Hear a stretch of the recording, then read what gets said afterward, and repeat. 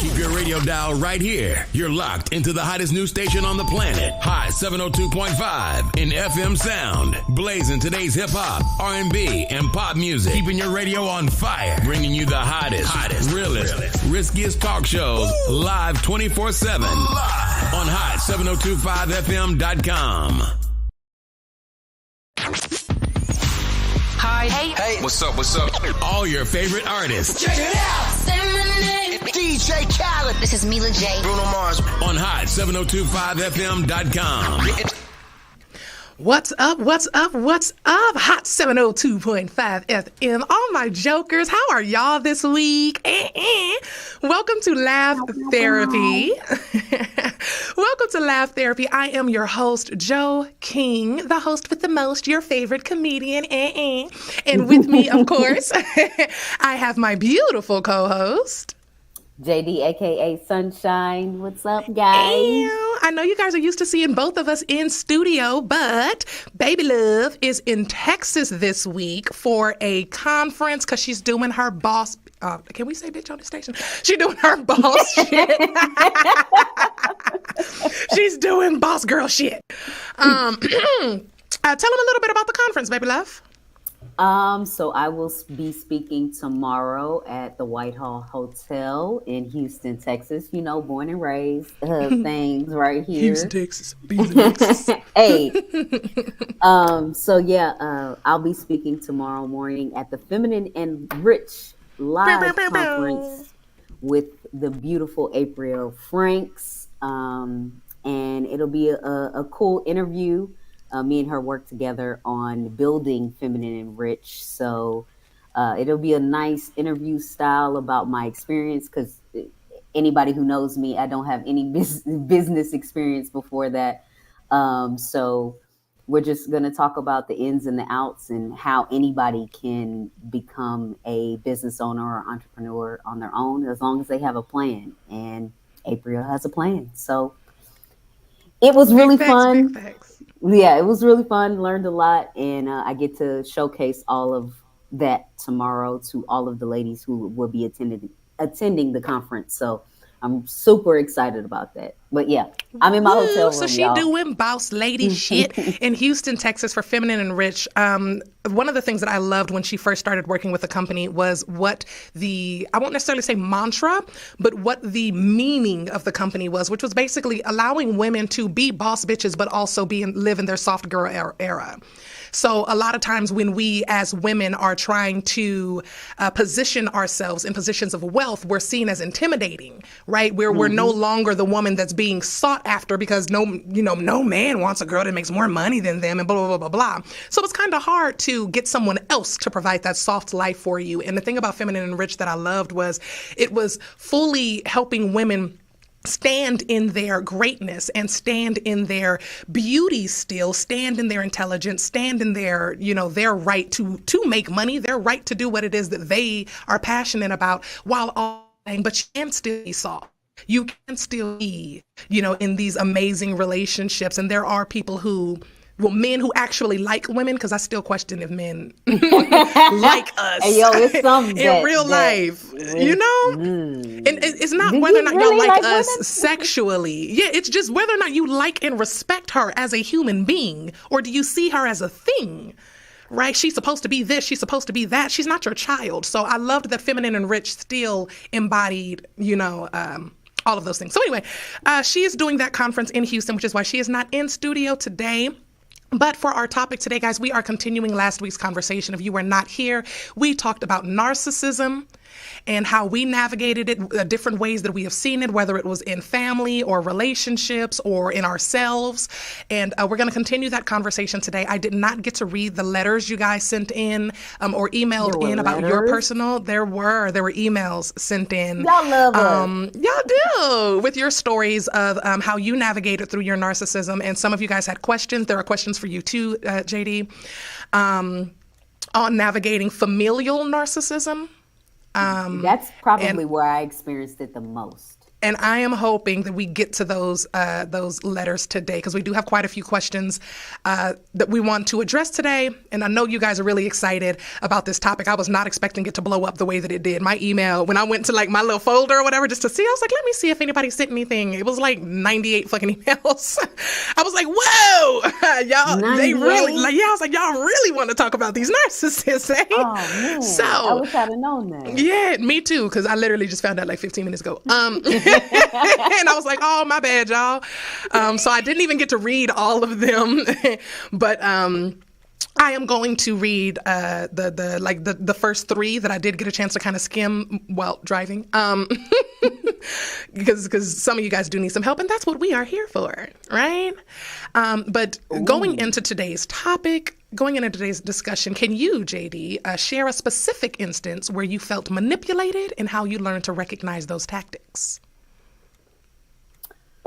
I would probably say I was gaslit by my father in a specific instance that I remembered as a child, when he basically labeled me the accident. And he's talking to a friend when he was saying it. And but he patted me on my head because I was so much younger than my siblings. And he just patted me on the head and he was like, yeah, the accident. And I guess as an adult, you can say that kind of stuff. I don't know if you're supposed to say it when your kid is there. And I brought it up as an adult because I got abandonment issues like the rest of us. And I brought it up to him, and basically he gaslit me and said, I don't remember that, but if I said it, I ain't mean it like that. It didn't really apologize for it type thing. So that was probably a form of narcissism and how he. But how did you feel manipulated in that situation? Because he tried to play it off as it wasn't, because it wasn't, he didn't feel like it was anything bad or that should have hurt me. So I hate when people try to make it seem like because their feelings ain't hurt, your feelings ain't supposed to be hurt either. Yeah. Like we're not in the same, what the fuck? My feelings are hurt. Acknowledge my feelings. Oh, and I didn't tell you that either. Legacy literally said those exact words to me yesterday, and it threw me off. He said, but are you going to acknowledge, what did he say? But are you going to acknowledge that you hurt my feelings? And I was like, ooh, I am, son. Before or after he let Sheba out the house? This was after, but I told you I blew up. Like, I was irritated as hell yesterday, and I snapped, and I've been doing really well with not yelling, and I snapped yesterday. Like, I yelled at both of them. I was just like, hey, why would y'all fucking? Like, I snapped, and both of them just kind of froze and looked at each other like, whoa, we ain't seen her in a while, and I was like, oh. And then they wrote these cute little letters saying that they were sorry and that they would never do it again, and I was like, I know it wasn't, like, like you did it to irritate me. So I felt bad. So when I went and I apologized to them, and I told them, and I built them up, and I told them, even though I am their mother, they did not deserve to be spoken to that way by anyone, especially someone who loves them the way that I do. So I apologized, and I told them that I was wrong. Legacy was like, yeah, you really hurt my feelings. And I was like, yeah, Mommy didn't mean, you don't deserve to be spoken to that way. Or I said something like that. And I was walking out the room and he was like, wait, but are you going to acknowledge that you hurt my feelings? And I was like, oh, I thought I did that. Yeah, I was like, I thought that's what I just did. I said, but if you don't feel that was acknowledgement enough, son, Mommy is sorry, right? I was like, I apologize for hurting your feelings. That was not it was my intention at the time, but it should not have been. Mommy, lost control of her emotions, and that wasn't fair to you. But yeah, I was like, really proud of him for that, because I was like, damn, first of all, I probably would have just cried when I was your age and done something to hurt their feelings later. Is how my brain works. That's where he get that from? That's what I would have done when I was little, yeah. I'd have done something to irritate the shit out of my mom later on. That's where he gets that from. Oh, like, oh, you're not going to acknowledge that you hurt my feelings? Don't worry about it. I won't be the only victim. Legacy Drew. That has always been my mindset. I will not be the only victim, okay? So whether it was fighting, arguing, anything, I will not be the only victim. So back to the question, share a specific instance where you felt manipulated and how you learned to recognize those tactics. I'm gonna go back to my ex-husband. Actually, I could do a lot with my father as well, but you did father, so I'll do my ex-husband. He was advertising himself for sexual services on Craigslist when we were married. This is wild. Yeah. I never heard. Have you told this story on air? I don't know, but I'm a lot of shit, but I ain't a liar, so what are you gonna do? Anyway, he was advertising himself. If y'all haven't heard this story. Y'all. He was advertising himself for sexual services on Craigslist, and he was finding hookers that were affordable because we were broke at the time. So also in the earlier parts of our marriage, he tried to convince me he had a porn addiction, which I don't think it was an addiction. I think he just had no regard for what he was doing with our money. So he was paying for like porn subscriptions when porn is free, bro. You feel me? Like, I'm pregnant with our daughter. We need to start getting stuff for her. Yeah, and you're paying your little $29.99 a month for a Pornhub subscription, my nigga. So it was frustrating and confusing to me because at that time I was only 20. I was 20 years old. We got married when around that 20 or 19. And I was just confused. And in that moment, I'm like, okay, am I supposed to stick beside him? Like, what's going on here? I'm ready to go home already, but I'm pregnant with this man's child. Anyway, fast forward. He was advertising himself for sexual services on Craigslist. And we're both in the military at this time. And one of my friends, one of the hookers that he apparently had been talking to, put him on blast on a Facebook page that was called Fort Campbell Cheaters back then. So back in the day, military men were just completely cheating on their fucking wives. Just out here. Back then, like it's not still I don't know what they doing now. I ain't dated one since. Fuck that. But just completely cheating on their wives out here in the hood. So they created a whole Facebook page to put the husbands on blast. Like, hey, I've been fucking your husband. Is basically what the page was. Or they would put pictures up there like, hey, this is a military man that I've started dating recently. Is he fucking married? Because he's telling me he's single. And it was just a big thing there. So one of the other wives that I was friends with saw a post from a prostitute on the page, and she was like, hey, is this anyone's husband? He lied to me and told me he was a single dad. She uploaded all the evidence, all of his messages, all of his emails, all of his phone number and everything. She uploaded all of his shit and laid it bare and was like, this is the man who's been, pursuing me. Is he married?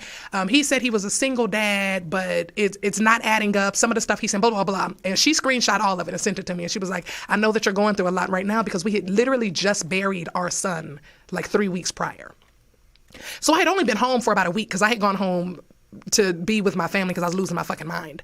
So I had been home maybe about a week when I received this information that he was doing these things with these girls, even while I was at home, mourning our son. And I confronted him about it. I was so tired at that point in time. I was so just done with the situation. There was no reason to cry about it and do all the fighting. I went inside and I was like, what is this?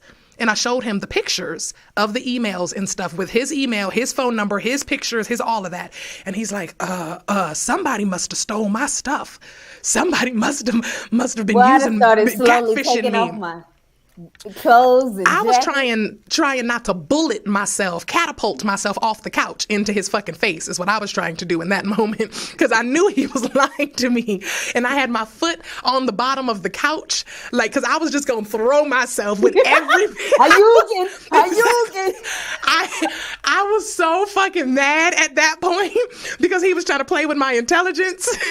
I was about to wrestle move this, and I thought I was going to Sonic the Hedgehog myself just straight into his motherfucking mouth. But so I was shaking one leg and I had the other one braced on the couch like I was about to take off and track. I was ready to just run in this nigga shit. And I confronted him about it, and I was like, well, okay, then give me your phone. If somebody stole all your shit, give me your phone. And he's taking forever to hand me his phone, acting like, well, because I need to get to the right email for you, and da-da-da. And I know he's deleting stuff, but I also know that I'm smarter than this nigga. So I let him delete it. And I'm just sitting there watching him try to pretend like he's opening his phone and it's taking so long. And then when he hands me the phone, I went straight to his deleted emails because he's a fucking idiot, right? So I go to the deleted emails and I pull them right up in front of him. I said, here they are. I said, so how were you catfished in your email? Like, they used all your shit, your phone number, your face, your email too? That's not how catfishing works, bro.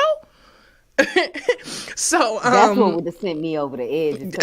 When I tell you, that's the part. That's the part. And he was trying to manipulate, but I had stayed before. So I think in his mind, he was just like, I can tell her whatever. And she might cry and be mad, but we married and she's going to come home. And I started plotting my exit right then. I told my parents I was done. I told him I was done. And although we didn't have very much money, he was spending it on prostitutes and fucking Pornhub. But although I didn't have very much money to file for a divorce right then, I let him know I was done with the marriage right then. So two can play this game. Like I said, I'm not going to be the only victim. So you've been getting yours in the entire time we've been married. You was fucking some girl when you was in AIT. You was fucking another girl when you was at the airborne school. I didn't find out about that until after we, got back together. Not got back together because we hadn't broken up. We were married. But I had gone back to Texas and he was in airborne school. So when he finished airborne school, I flew to him and then we went to our respected station together. And while he was at airborne school, he got him a little side piece. So I'm like, this entire marriage, bro, you ain't been faithful. The entire fucking thing. You don't want me. It's fine. Let me go. And he made it seem like he really, really just wanted his family. Oh, no, I think something's wrong with me. I think I got a sex addiction. I think I got to put that just dumb with the manipulation, bro. And growing up Baptist, I'm thinking you're supposed to stick beside your man. How do we fix it? Yeah, no, fuck that. Leave. That's how you fix it, y'all. Get the fuck out of there. Yeah, I was just being dumb. That's how you fix it. Get the fuck out of there. Now, hold on. We're not advocating for divorce. You did try. I did. You did try. Not after that, but I did try before that. Yeah. Yeah, because that wasn't the first or second instance. Right. That had been going on for 2 years by the time I was like, all right, bro. You can have your addiction, Mr. I want my family. No, what you want is to be able to do what you want and still have a family. And you can't do that with me. So, yeah. He got a new wife now. Good luck to her. You don't make enough for me. Do you hear me? All right, let's move on. Good luck to her. And I mean that from the bottom of my heart. Like, no shade, no tea, the real shit. Good luck to her, because I know that he ain't changed too goddamn much. But I did. I meant that. Good luck to her. Best of luck to her. He might not be paying for it now. Right. Okay, let me stop. Well, he makes a little bit more money now, so. He might just be paying for quality. Yeah, I don't know. People change. Fuck him, no. Anyway, Next question. So, were there any support systems or resources that played a crucial role in helping you navigate through the abuse or manipulation? Shout out to my daddy. Shout out to my daddy is the best daddy, y'all. He really is. I'm not gonna lie, he really is. He really is. My dad is the best damn dad. I treated that man like shit from like ages 12 to... I don't know how he like you right now. Yeah, from like 12 to like 18, I gave that nigga hell. Hell. But my dad is really, really, really... really, really, really one of my biggest just everythings. And even with me treating him like shit, he was there. Like, he was present, and I knew that if something went absolutely left, he was going to get me out. So even back then, when I wasn't really talking to him like that, I wasn't really, I would always call my mom and my grandmother first. He was never the first person I would call. He was the first person they would call when I called them and I needed help, though. And I wasn't paying attention to that at the time. I always thought my mom and my grandma were the ones saving me.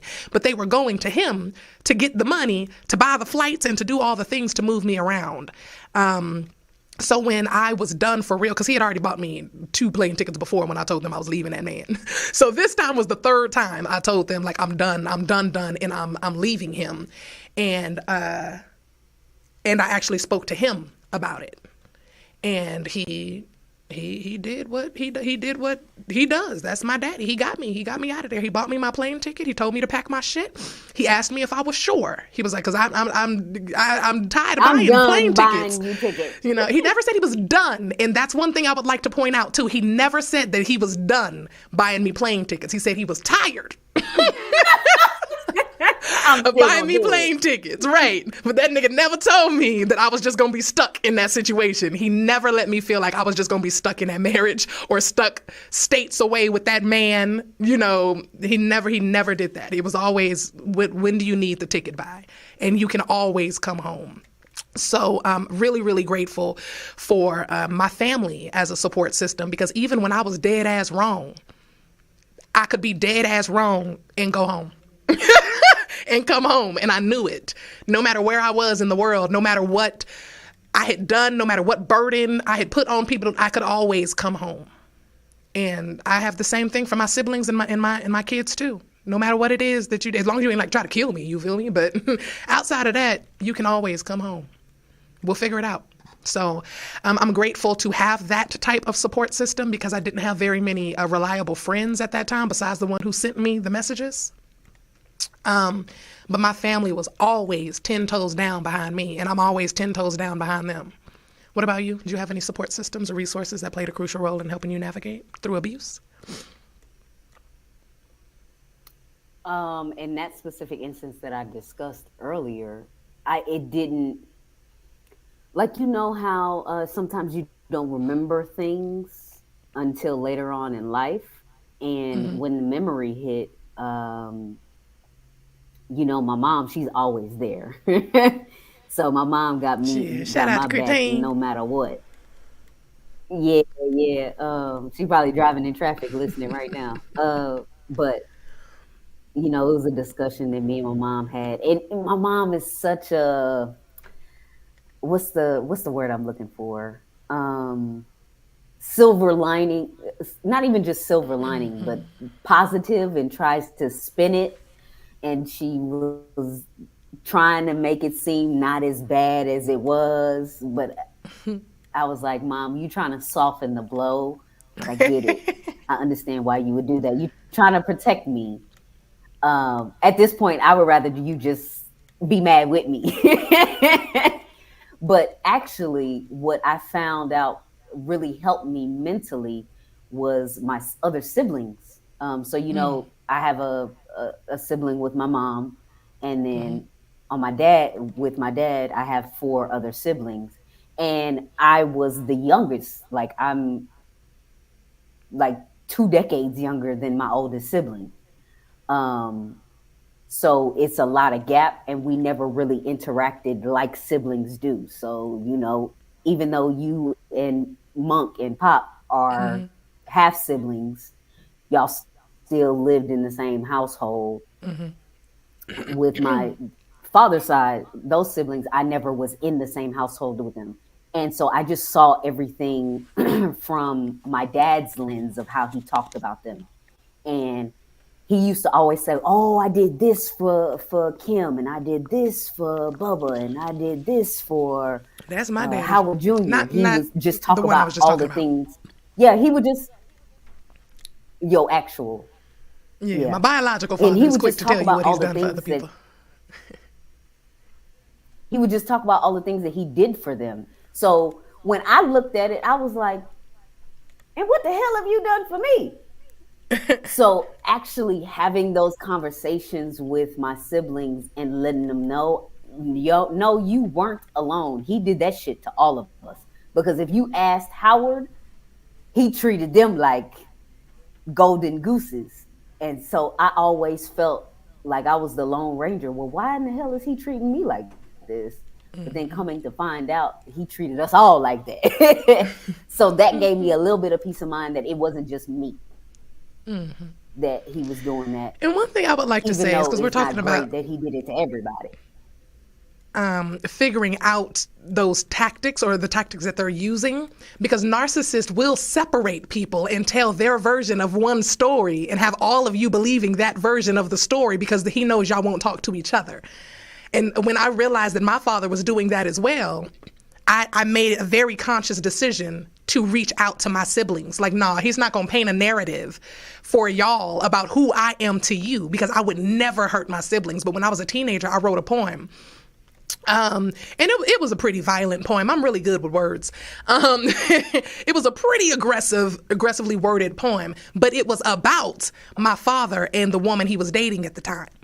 And the way he worded it to my siblings was that the poem was about them and that I was somehow going to shoot all of them in the middle of the night. Like, I just lost my mind. And I was like, what? What the? Like, that's not at all how that poem went. First of all, I didn't even mention my siblings in the poem at all, sir. That gun was cocked on you. I just want to specify the poem, right? I was like, I just want to be real clear. Only people that were dearly departing in this poem. Because this is laugh therapy, I just got to ask one quick question. Is this the same girl that he threw down the hill? No, girl, this is the girl that he left her for. Yes.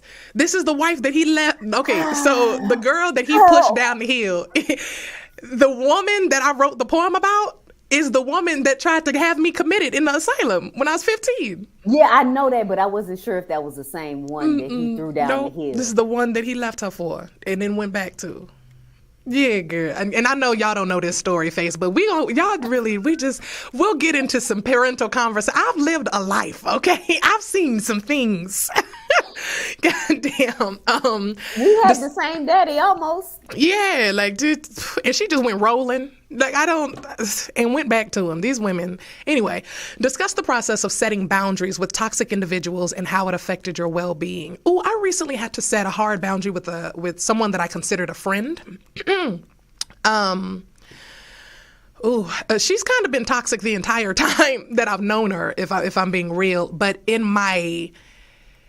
as I was learning to navigate my own toxicity, right? As I was learning to outgrow some things that I realized were no longer serving me, I thought that she was going through the same thing and that I could help her outgrow some of the things that I saw that she was dealing with, because I had outgrown some of the things that she was currently going through. So I was like, oh, cool. I thought that by showing her what a good friend looks like, she'd have a blueprint for how to become that. And that's not what happened. So in the process people just ain't ready. Yeah, and ain't ready. I don't think she's a bad person. I just think she's bad for me. So I let her go with love. But I would say the process of setting boundaries for me is just really, I won't say the process is hard, but my boundaries are hard. And it can come across really aggressively, because when I set my boundaries, there is no wiggle room. There's nothing to discuss or negotiate. It's a yes or a no. If you want access to me, this is a boundary, and it's a hard boundary. And if you cross that boundary, your access to me now ceases to exist. That's just it. So I think when it comes to setting boundaries, I just have a really, really, really strong backbone, personally. Even with this particular friend, she had a moment where she was upset about something and she was talking crazy to someone else. And when I went to softly correct that, because you guys know I've always been anti-bullying. You don't just get to talk to anybody any kind of way. Everybody is worthy of respect. But I do match and top energy if you disrespect me. Okay. So she was disrespecting someone else. So I was very gentle and soft with how I went about it. I was like, hey, you didn't have to do that. Like, you didn't have to talk to this person that way. And her feeling some type of way made her then turn around and disrespect me. She not only raised her tone in a tone that's not acceptable to speak to me in, but the words that she was choosing and her entire body language with the way that she was moving was about to get to some furniture moving in there. I'm not built like that. I personally do not have the bearings to just accept that type of treatment anymore. And it's also a trigger for me coming from relationships where domestic violence was involved. I've always been a fighter. So if you look like you finna swing, like I said, I'm not gonna be the only victim, okay? Somebody's leaving here on a stretcher and I'm leaving here in handcuffs.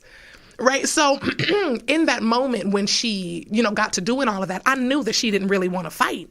She's just used to being able to intimidate people that way. And Just I'm not being easily loud? intimidated. Yeah, just being loud and aggressive with your shoulders. I will shoulder check the fuck out of you. Like, don't do that. So I corrected it right then. And the way that I corrected it still was not correct. I don't recommend this if you cannot fight. But basically all I said was, I'm going to get up and walk away because the way that you're behaving right now is going to make me slap the shit out of you. So I'm just going to go ahead and I'm going to take a breather. And I stood up and I walked out. That was it. That was how I addressed it. And I meant every fucking word. And I got up, I walked outside, I took a breather, I came inside, I checked on the girl that she had snapped on because I didn't feel that she deserved that. So I made sure that she knew that I did not stand with her on that. And then I went back and I sat down and she adjusted her tone and she apologized. Everything was cool. I don't know what happened while I was gone. Somebody talked to her or some sense, settled in her brain. And apologize. Yeah, and she apologized. And she has apologized multiple times since then. Because my mood doesn't just change because you apologized right then. Like, oh yeah, you're forgiven. That's not how that works for me. I now need to see some actions because I need to see you get mad again and to know that this is corrected behavior, right? You get mad at me again. I still need your tone to be respectful. Or I'm not warning you again. I'm coming off hip because I've already warned you in the past. So. We are nonviolent. We are nonviolent. You ain't had to hit nobody. I am transitioning 5 years. It's been 5 years, y'all. 5 Celebrate years, me. y'all. My baby just turned 6 years old on the 1st. It has been 5 years since I have had to hand somebody these spippity paps. You feel me? Shout out to Shaky. Shout out to Shaky. Spippity paps. What about you? What is your process for setting boundaries with toxic individuals? And how does that affect your well-being? Well, at first, because I'm a people pleaser, I just wanted everybody to like me. So I was just running ragged. And then I had to learn, that drains you. That drains everything from your cup. And my cup was already running low as it was. So I had to learn what the triggers were. And if I even wanted to deal with that person or be in that person's space. And if I did wanted to be in that person's space, then I had to let them know the word no. I had a very hard time with saying the word no. Like I would try to finagle things, or I can't right now, or I can do it tomorrow, or whatever. Try to move things around or do things for other people. But the word no has just become free in a sense. And setting those boundaries and telling people, like, that doesn't make me feel good when you say things like that. I you know me, I'm quick to tell a person that at this point in time in my life is that doesn't make me feel good. Any of those types of boundaries, whatever they could be. And that is, I still got a little bit of the people pleaser in me, but it's going away slowly. It's going away slowly. It is. I'm so proud of you. I'm working on it. I gotta figure out the line between, being a good person and helpful person versus being a people pleaser, because it's a very thin line, right? It is. It is very much so. So, learning what your triggers are, learning how to say no, and the difference between people pleasing and being helpful. There's a difference. So I'd also like to say that when practicing learning to say no, understand that no is a complete sentence. It does not require an explanation. You don't have to explain. Most people want to explain because you feel that it's rude to just say no, but it is a complete sentence. And if you're just focusing on trying to have a backbone and it was already hard to just say no, no is enough. No. It's I would recommend just starting there. Are you, all right. Yeah. So did you face any challenges or backlash when distancing yourself from the toxic person? How did you handle it? No. Not from anyone who mattered. When it came to the toxic friend, everybody knew that friend was toxic. So I don't think anybody was surprised when I stopped talking to or hanging with that person. No one is surprised that we're no longer associated like that. When it came to my husband, his own mom told me to leave him. His own mother told me to leave him. And she told me that she saw in him that same mean streak that he had when he was a kid. when he was little and the way that he would treat me or the way that he would try to manipulate me or lie. And she saw how bright my personality was and how I started gaining weight and I started to shrink a little bit into myself. And she was like, hey, when I met you, you walked up to me a strong black woman, a strong, beautiful black woman. You were charismatic. You were so much fun. You were so bright and fun loving. She goes, and you're not that woman sitting in front of me. And sometimes, baby, and I will never forget this, she looked at me and she grabbed my hand and she said, and sometimes you have to choose yourself. I didn't know what that meant. Man, you be having Tyler Perry movie moments all the time. I did not know what that meant at 19 years old. Or at 20 years old at that time. I didn't know what that meant, but I'm so glad that she said it because I didn't forget it. And when it came time for me to really choose myself, I did. And I heard her in the back of my head. I heard my grandmother in the back of my head. I heard my Gagi cussing, actually. And she didn't really curse like that, but I heard her cursing in the back of my head because she didn't want me to go back to him the second time. She was like, I don't think you should go. And she said it in front of him. He was like, I want my wife. I want my family back. And, I'm willing to change. And she was sitting on the bed. We were in her room. And she was like, I don't think you are. And I don't think she should go. And she looked at me and she was like, I don't think you should go. And looked me straight in my face while he was sitting there. And he just he had to eat that because what you going to do? Right? You be done lost your life in here. You attack my grandmother. So he just had to eat that. Sure. Yeah, that's death for sure. But yeah. So no, I didn't really get He also didn't want to give up his persona that he was trying to give off either to everybody else. That he was just Mr. Nice Guy, Mr. Fix-It. Doors, exactly, taking care of business. To everybody else. So he wasn't going to give up that persona. Yeah. What about you? Did you face any challenges or backlash when distancing yourself?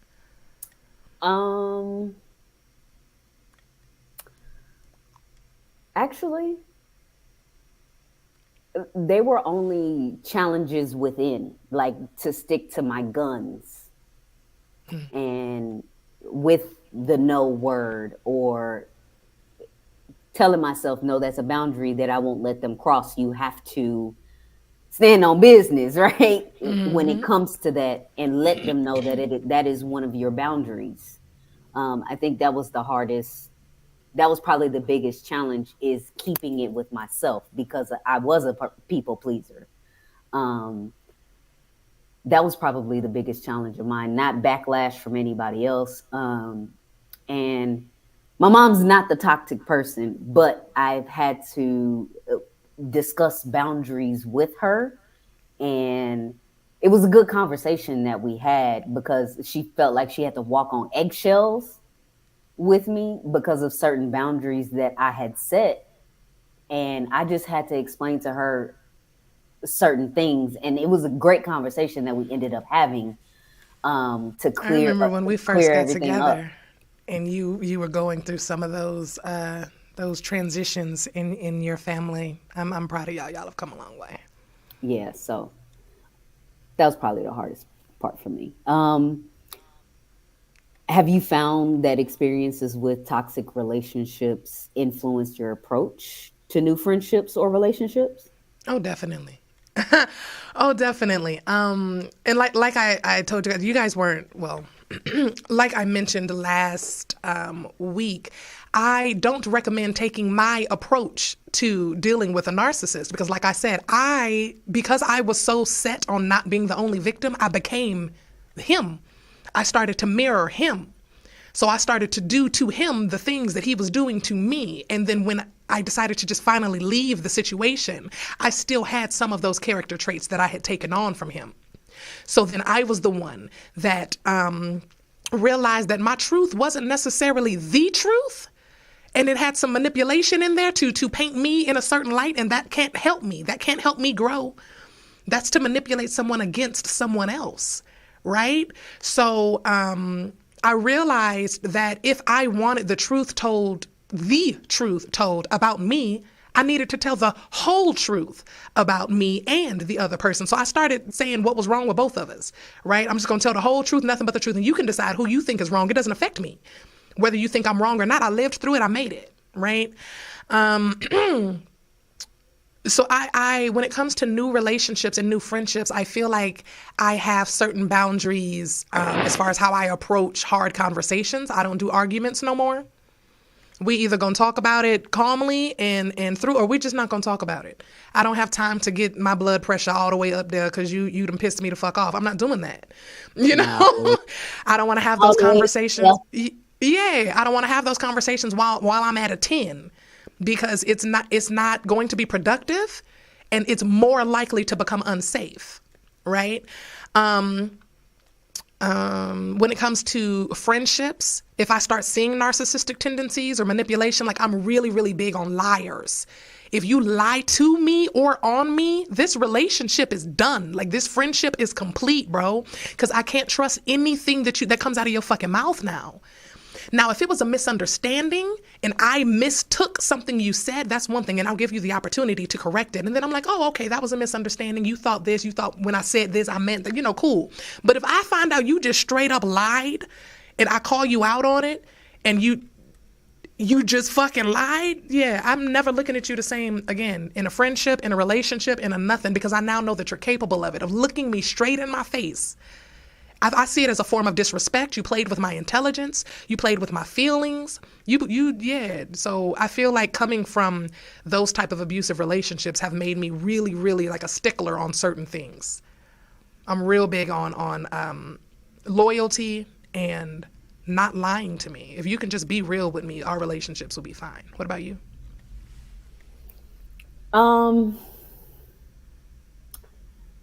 As far as friendships go, I would say I look for, I won't say I look for, because I don't be looking for friends. I'll be at the house.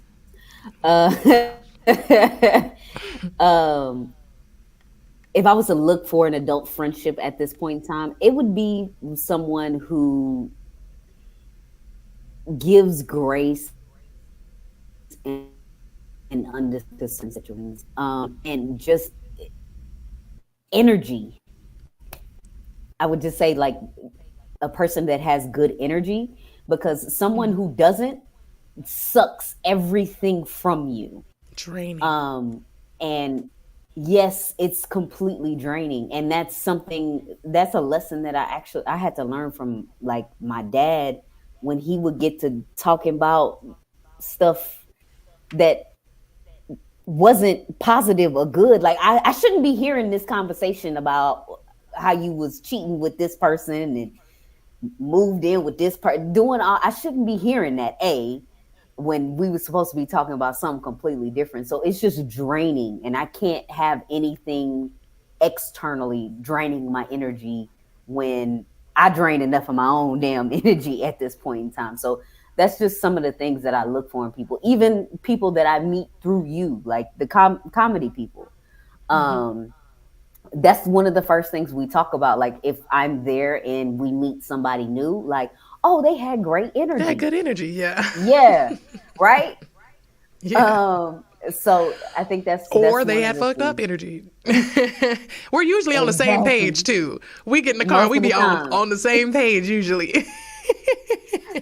99 out of 100, yes. Yes. So yeah, those are things that I look for if we are meeting someone new. Shout out to Tomar if she listens. Yeah, shout out to Tomar. I had to text her the other day and just thank her for being a friend that brings me peace, because she's one of the only people that can just say, hey, I'm gonna pull up on you, and I'm like, oh, okay. Everybody else, no the fuck, no you're not. Hold on. I got to prepare for that. I got to get my mind right, my heart right, my everything together. I need to meditate for a couple minutes. I got to smoke. Give me a minute, right?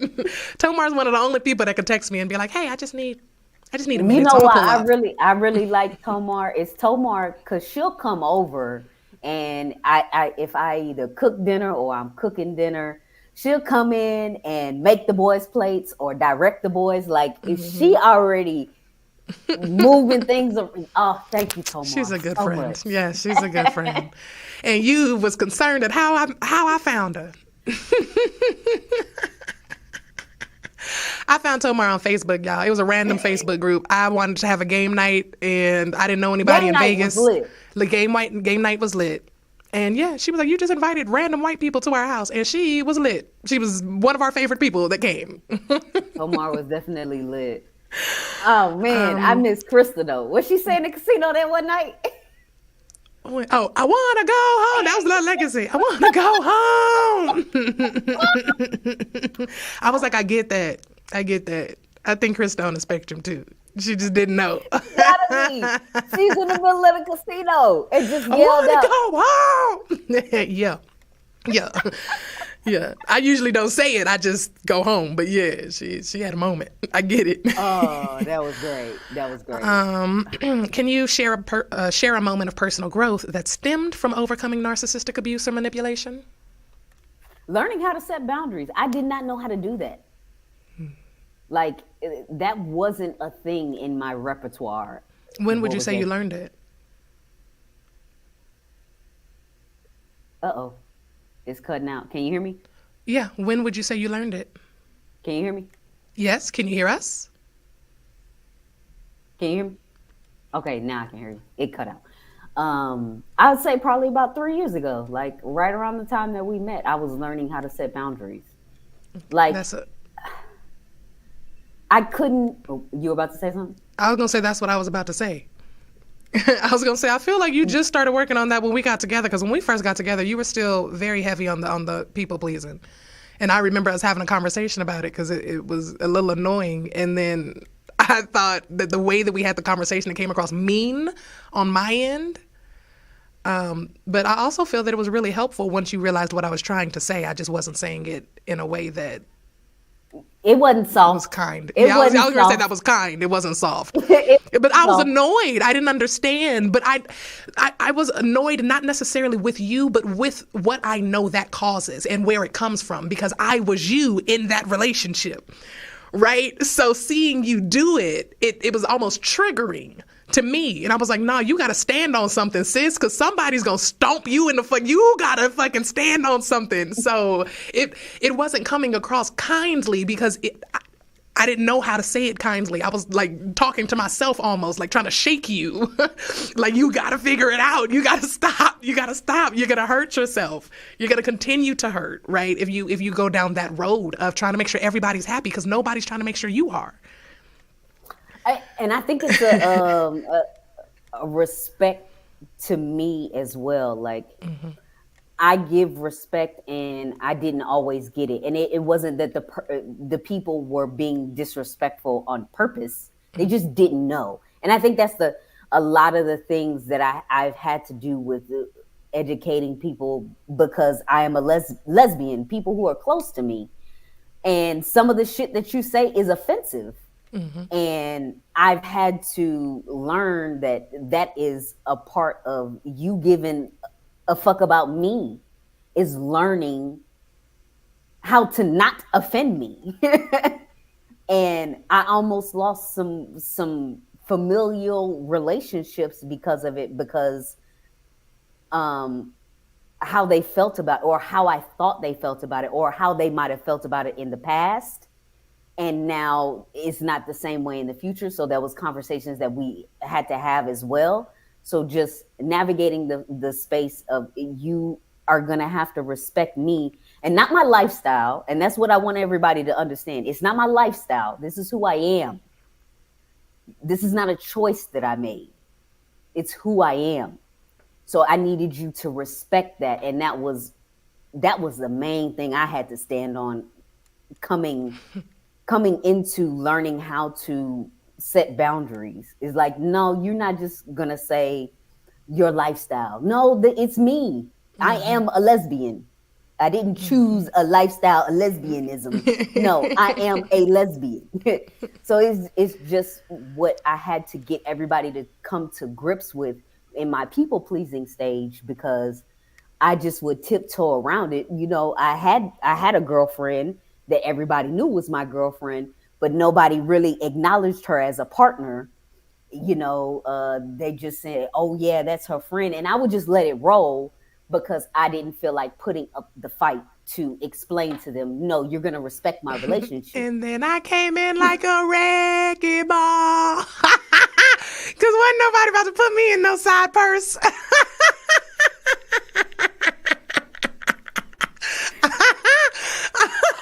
But it wasn't even you. It was me that I felt like I agree. Needed to do that, you stood on that. I had dealt with it for so long, and it did bother me. I just didn't want to deal with the fight. I agree, and I appreciated that you stood on that, because I don't think our relationship would have continued if I felt like I was girl. What? I am the shit. I'm lit. You better tell all these people you got this. You feel me? It's kind of my mindset. So I was real glad that you stood on that. But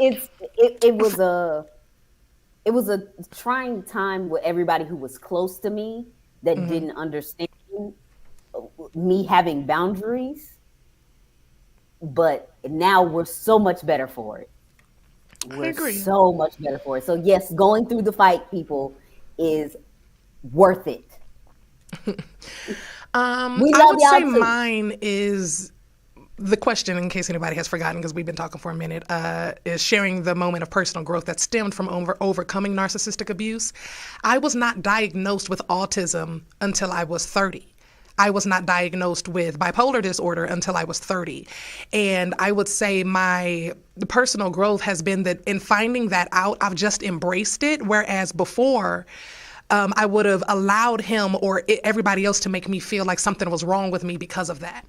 I would have taken it as oh no, like I'm broken, I'm damaged, something's wrong. See, he always told me something, it was my fault. It was da-da-da-da-da. I would have taken it as like, damn, I'm the problem, kind of thing. And I feel like, not to say that I'm not a problem. I recognize where I am, but I embrace fully who I am as a person now, right? And then I'm quick to just tell people, I'm like, I don't understand that emotion that you're trying to bring out of me.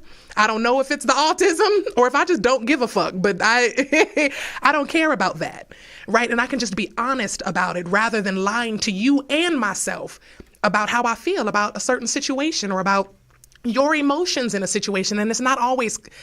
I recognize that it's not always going to feel good when I tell someone that I don't care, but I still need them to know so that in future reference, when you try to bring this back, that I told you then that I didn't give a fuck about that. Right. And it's something that I've been able to embrace. Whereas before I would have tried to pretend to. I'd have tried to pretend that I cared, or I would have tried to pretend that I was sad with you, or I don't have time for any of that. I'm here for you if you need me. But I'm not getting ready to try and lie and manipulate myself into feeling things that I don't feel. I'm not about to lie and act like I know things that I don't, or that I don't know things that I do, that I didn't see what the fuck I just saw. I'm not getting ready to convince myself of your delusions. And I feel like that is really big growth for me, because when you grow up neurodivergent, but it wasn't as widely accepted back then, you kind of learn to mold and try to fit in and be like everybody else. And then you end up in a relationship. I ended up in a relationship with a narcissist that told me that everything about me was fucked up. Right? So I would say my moment of personal growth is just, I am the shit. If I got to pick who I could be, I would still pick me. I'm lit. Okay, you better tell somebody, girl. Yeah, I would still pick me. I am lit. I am funny. I am smart. I am bright. Affirmations and things like that helped me, realize that I'm not meant to be like you. Being normal is overrated.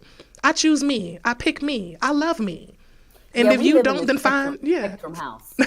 Well, yeah, we do. We live in a spectrum house, y'all. That's what I call it. Everybody in here, at least a little special.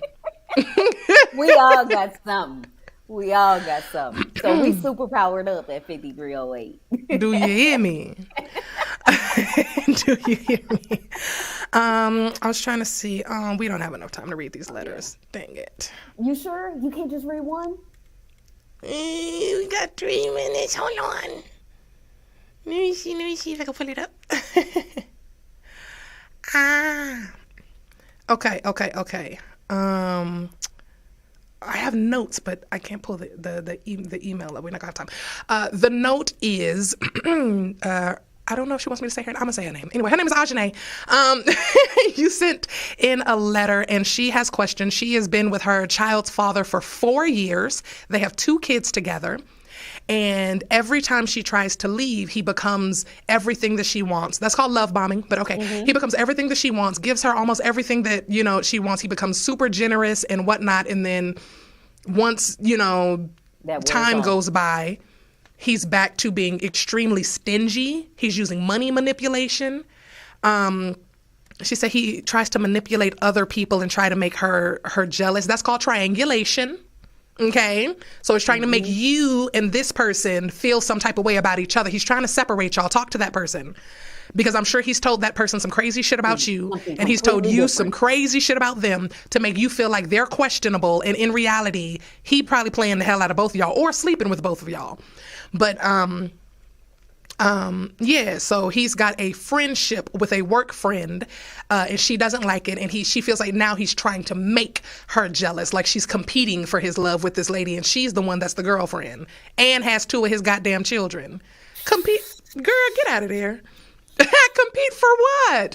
If you feel like you are at risk of losing your relationship every time y'all have a doggone conversation, that could be a form of manipulation. Now, if that person just really don't want to be with you, or if they have abandonment issues themselves, that could be different. But with the combination of things that you're saying here, with the love bombing, the triangulation, and the manipulation to try and make you feel some type of way about her, I'd get out of there, sis. And I understand that you have 2 children. I would start reaching out to your resources. I'd start calling friends and family for me, because y'all ain't married. Casey, Forrest, run.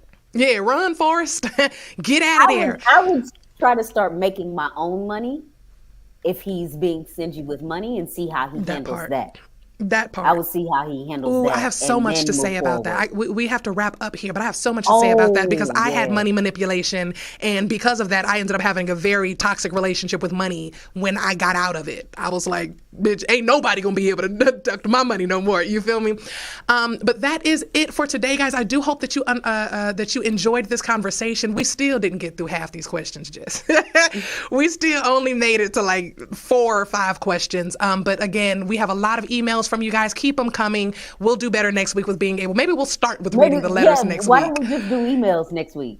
Yeah, we'll start with reading the letters next week. Thank you guys so much. All my jokers, we love you guys, and we will see you next week at 4. Bye-bye.